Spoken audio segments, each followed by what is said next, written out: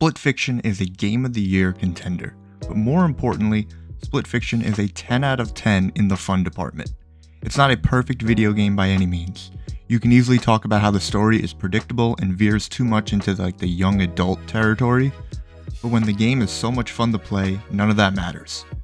Hazelight Studios have carved out their place in the games industry as the kings of the co-op video games.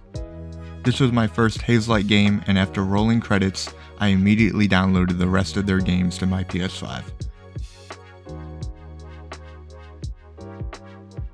Why is Split Fiction a perfect co-op experience? Split Fiction, much like the rest of their games, can only be played cooperatively, meaning you need to have a friend, significant other, or a fellow stranger that also has nobody to play games with.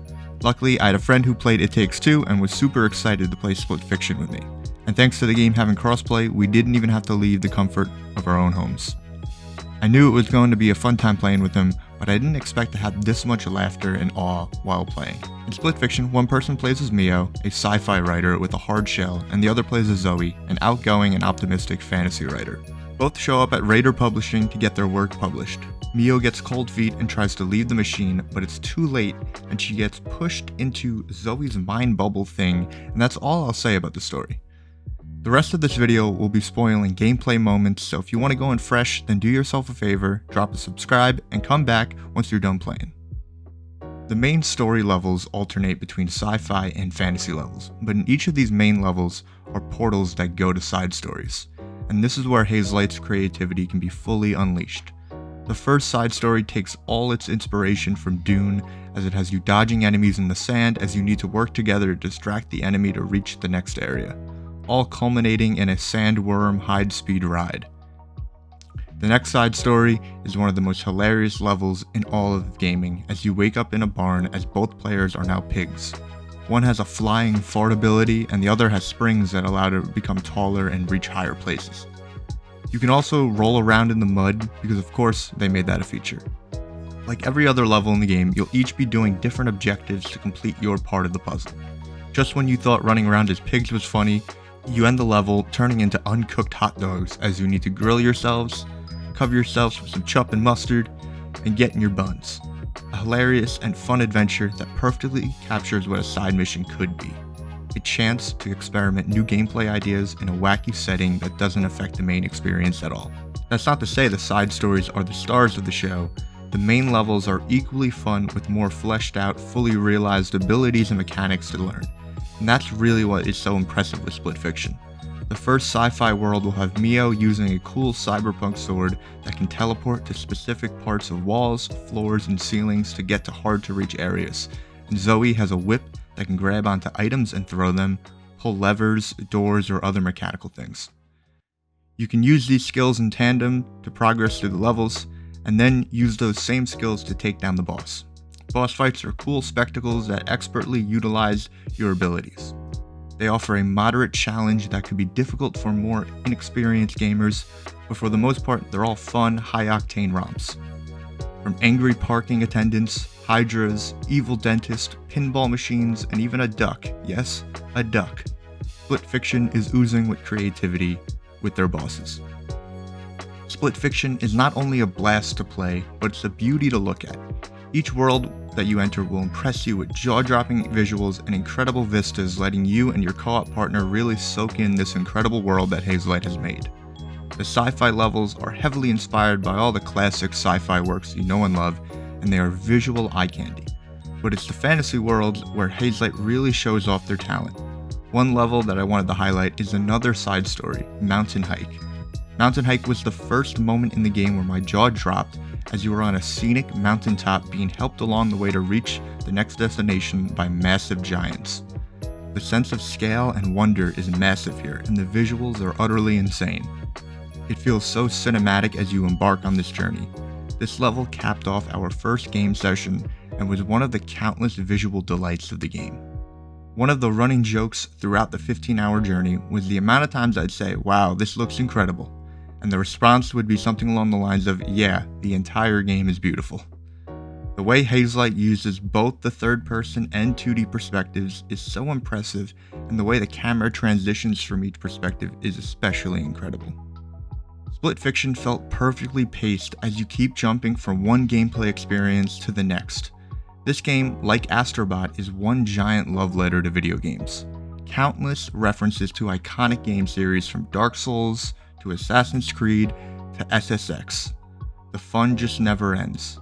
I mean, they really just decided to create an entire SSX style level, and I couldn't be happier. Felt like I was back in front of my living room TV playing on my PS2 trying to get the high score. Now, I wanted to take some time and highlight some of my favorite levels or moments of the game. These aren't all necessarily full levels. Some of these are just sequences or gameplay mechanics that made me sit back and go, wow, like this game really is special.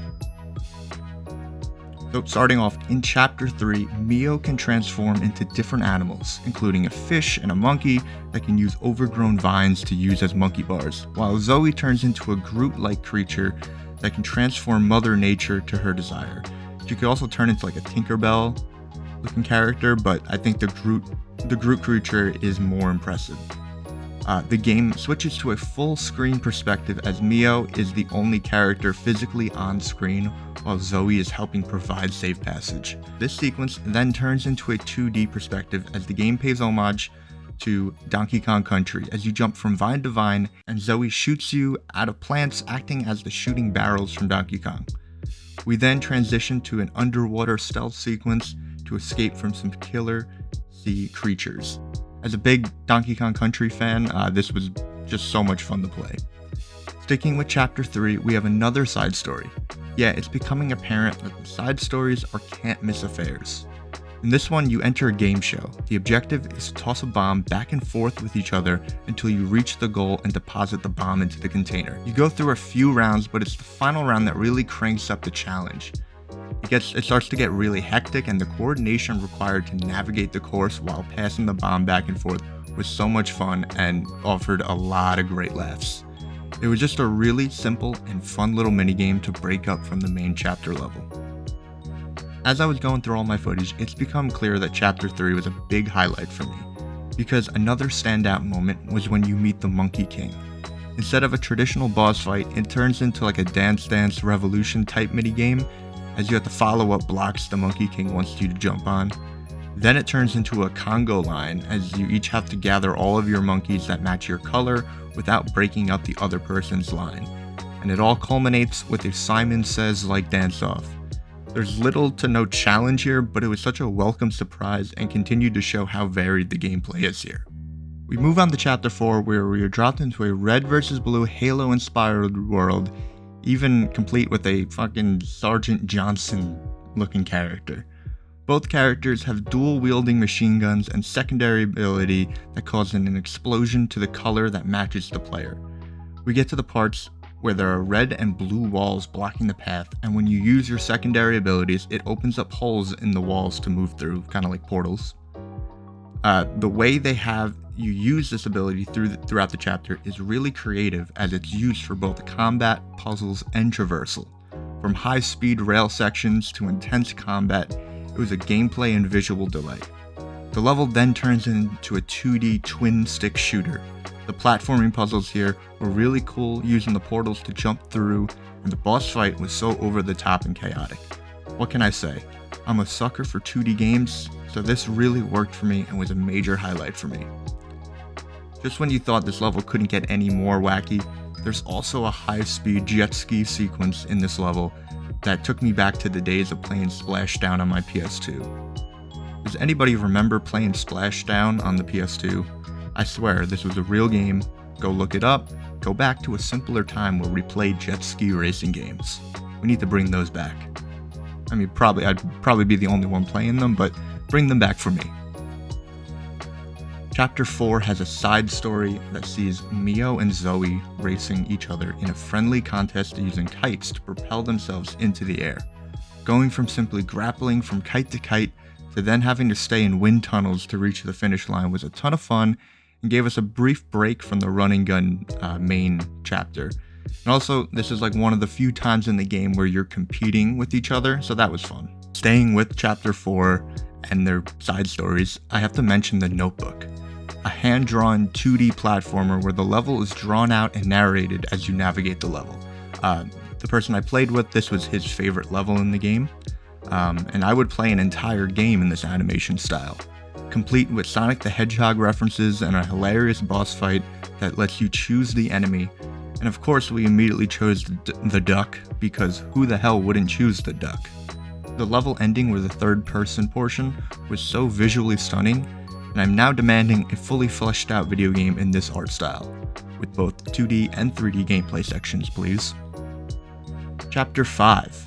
Chapter 5 has dragons, so of course we're going to be spending a good amount of time going through the greatest hits of this chapter. The chapter has Mio and Zoe journeying through an ancient temple as they carry dragon eggs to their destination, all while being chased by an enemy dragon. The eggs hatch, revealing baby dragons that grow bigger and stronger as you progress further into the level. Mio's dragon can fly and spit acid, and Zoe can climb up vine sections and do a tail attack and roll that can move and smash objects. The puzzles here are a lot of fun to figure out. I really enjoyed the sequence where you have to create bridges to transport a ball to the next area. We then get a really cool isometric camera section, roughly 9 hours into the game, and it's still surprising you with fresh gameplay ideas, and even has a boss fight that would feel right at home in a Diablo game. Now finally we reach the climax of the chapter, with the moment we were all waiting for, and now with full grown dragons, it's off to the skies for both as you take on the big bad dragon. In a cinematic battle that had me pumping my fist in the air, this chapter absolutely sticks the landing. There's many side stories in Chapter 5, but the standout is the birthday cake level, where you play as Teeth going through a Candyland-inspired world. Waffle platforms, chocolate falls, spinning Swiss rolls. This level is pure eye candy, pun intended. The level culminates on top of a birthday cake where you get into a boss fight with an evil dentist, in a surprisingly gnarly fight that ends with the dentist getting his teeth drilled. Really fun stuff here. One of the only downers in the entire game was that the side stories ended in Chapter 5, meaning the remaining 3 chapters had no fun side adventures to offer a break from that chapter's gameplay. Now thankfully the rest of the game was still a blast to play despite this minor letdown. Chapter 6 has us returning to sci-fi with some Metroid-like powers that have you turn into little balls. To no surprise, the entire chapter is a blast, but the moment that really put a smile on my face was the pinball section. Having one player control the pinball machine and the other control their ball added a fun change to what is normally a single-player arcade game. There's also a really awesome Mission Impossible laser sequence, and being that I just recently watched all the Mission Impossibles for the first time, I really popped for this moment. Chapter 7 has a fun little sequence where you share the same centipede creature as you have to stay close together to get through the area, complete with swinging from one point to the next while trying to avoid fire. And then the game culminates in an unforgettable finale as the title Split Fiction truly comes into play as you are both playing the same level, but one side of the screen is sci-fi and the other is fantasy, and it is one of the most visually unique and technically impressive moments of any video game maybe ever. I have no idea how they pulled this off, but I'm so happy that they were able to do it. It was awesome to see Hazelight fulfill this idea, as I was guessing the finale would involve both sci-fi and fantasy to not show bias to any one genre, and I was still amazed with how it all came together. Split Fiction is my favorite co-op game I think I've ever played. I'm still thinking about how much non-stop fun this game was. This will not be the last time you hear me talk about Split Fiction, because I know this will be in my top 10 games for 2025. And I have a pretty good feeling that this will be high up on my personal list. I hope you all enjoyed my thoughts on Split Fiction, and let me know what your favorite moments from the game were. Thanks for sticking around to the end, and stay tuned for my next video, where I take you all on a journey through my first time playing Dark Souls.